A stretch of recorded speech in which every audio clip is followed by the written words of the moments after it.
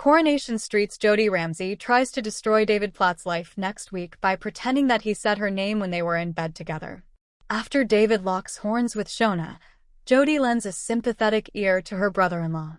However, David is knocked for six when Jodie claims he said her name when they shared a bed on the night of Carla and Lisa Connor Swain's wedding. One moment Jodie is consoling David over his argument with Shona. The next she's bringing up that night that they wound up as bedfellows, explains our Corey insider. That alone is enough to make David squirm. But then Jodie claims that he said her name, so he must have known it was her. Poor David is at his wits' end with Jodie's games. Eventually, David makes peace with Shona. But will he confess that Jodie has made up even more lies about him? Later in the week, Jodie makes another subtle comment about David saying her name, which leaves the dad of three feeling deeply unsettled. In fact, David is so concerned by Jodie's behavior that he tells all to Maria Connor, who advises that he share everything with Shona. Will David heed Maria's words of wisdom? You can understand why David is reluctant to come clean to Shona, continues our spy. It would mean David having to defend himself for the umpteenth time, which is an exhausting task to say the least. Plus, what's to say that Shona would take David's word for it? Shona is fiercely loyal to her sister, and that's unlikely to change. Elsewhere, Maria tells Gary Windus that Sarah Platt has managed to forget that it's her daughter Bethany's birthday. Defensive, Gary immediately vouches for Sarah, which takes Maria by surprise. Why is Gary so eager to protect Sarah's name? Afterwards, the Platts come together to celebrate Bethany's special day. Nick, Toya, Sarah, David, Shona, Jodie and Lily are all in attendance, but the mood sours when Jodie brings up Theo's murder. Jodie makes the occasion unpleasant for everyone, reveals our insider. She turns the conversation to Theo's death, then keeps harping on and on about it. Who on earth wants to think about a brutal murder when they're tucking into their tea? Jodie apparently. As Jodie continues to mess with David's mind, will she succeed in bringing him down? Or will David somehow find a way to play Jodie at her own game? Coronation Street.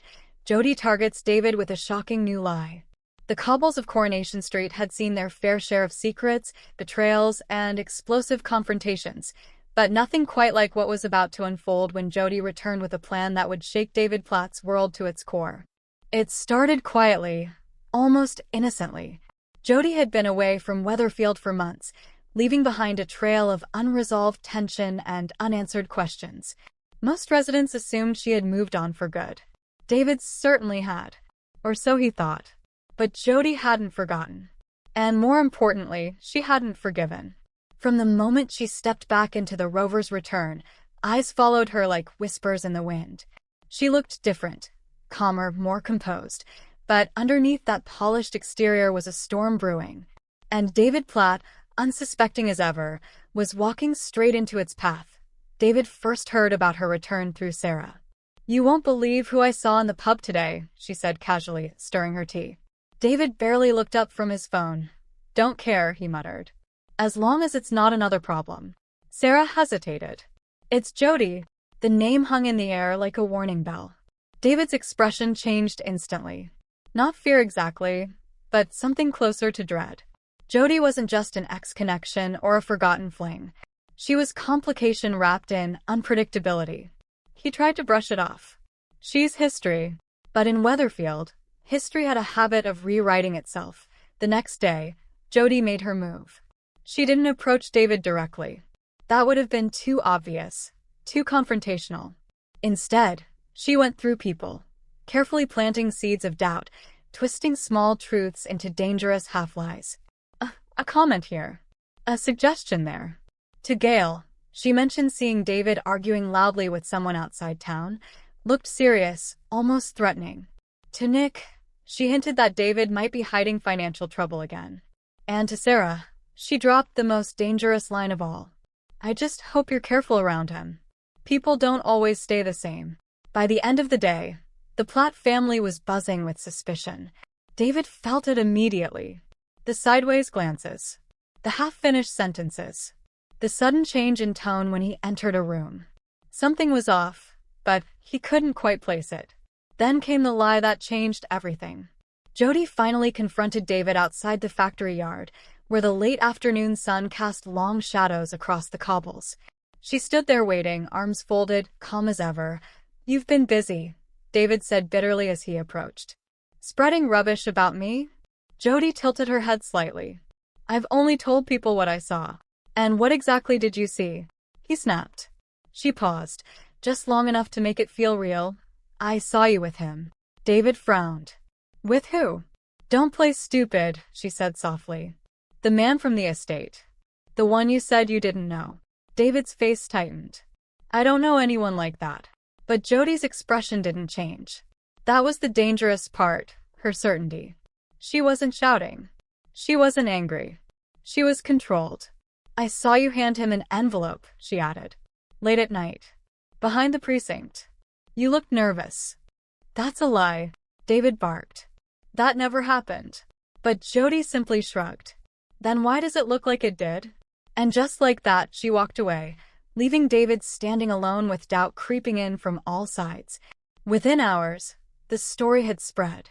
Not in full detail, but enough fragments to cause damage. Enough for people to wonder what David Platt might be hiding now. At home, tensions erupted. "You've been acting strange lately," Sarah said carefully. "I haven't done anything," David insisted. But even she wasn't fully convinced. Not anymore. Gail tried to defend him, but even her voice lacked its usual certainty. Nick remained silent, watching, calculating, and that was Jodie's real weapon, uncertainty. Later that night, David found her again outside the corner shop. "Why are you doing this?" he demanded, voice low but shaking with anger. "What do you want from me?" Jodie looked at him for a long moment before answering. "I want people to see you properly." "I haven't done anything." She stepped closer. "That's the thing about lies, David. They don't need to be true. They just need to be believed." For the first time, something flickered in her eyes. Not anger, but satisfaction. David realized then that this wasn't about truth at all. It was about control. About rewriting how everyone saw him. And Jodie had already started winning. As she walked away into the night, the cobbles of Coronation Street felt heavier than usual. Behind her, David stood frozen, watching the world he built begin to crack, not with a bang, but with a whisper that might never fully disappear. And somewhere in the distance, Jodie smiled, because the most dangerous lies weren't the ones that were obvious. They were the ones that people almost believed. Thanks for watching. Don't forget to like, comment, and subscribe to Coronation Street Scoop News Update.